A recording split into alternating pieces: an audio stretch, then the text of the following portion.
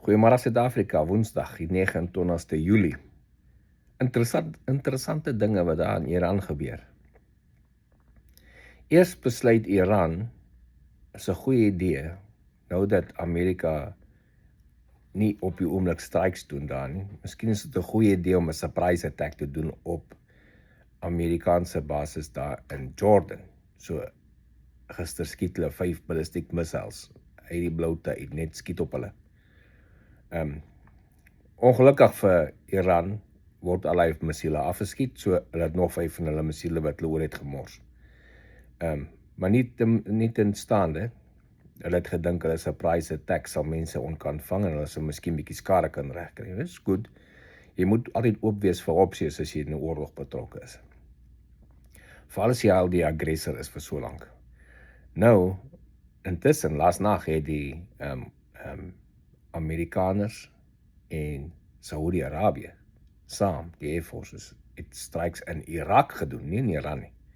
In Irak op terrorisorganisasies wat deur Iran gesupport word. Daai terrorisorganisasies in Irak is besig om drones en goed in Saudi-Arabië in te skiet, probeer olievelde en die tipe van dinge in Irak, in Saudi-Arabië te tref. So hulle is gisterand bietjie geklap tussen gesamentlike operasie tussen Amerika en Saudi-Arabiese lugmagte. Dit is baie duidelik om te sien, Iran het hulle self gealienate, hulle het nou attack almal in die omgewing, buurlande, wat Kammersdag voorheen hulle allies was, hulle hare gehad. Die arme buitelandse minister van Iran, jy weet die politikuste, hulle probeer so hard as moontlik vir Trump te vra, stop met die attacks, ons probeer die peace talks, dan kom die IRGC en hulle maak net wat hulle wil. So, geen beheer in daai land, daar is geen political beheer in daai land, die IRGC rule, klaar.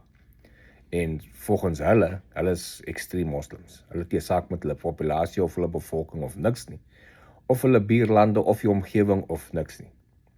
Hulle wil hulle radikale moslim geloof afdwing op die mense om hulle en hulle sal op die uiterstes gaan om dit reg te kry.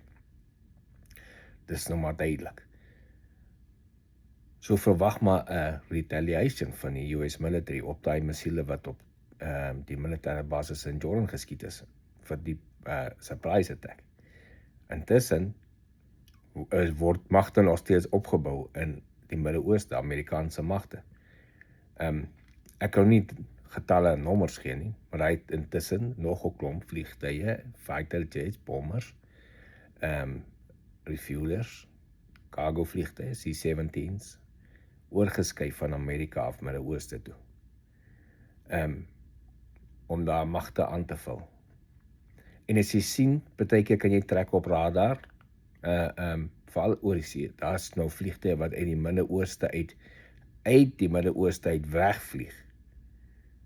Dis leë vliegtuie, mense, leë C-17's wat kom wapens en ammunisie afgelaai het, hulle gaan nou terug om nog te gaan kry.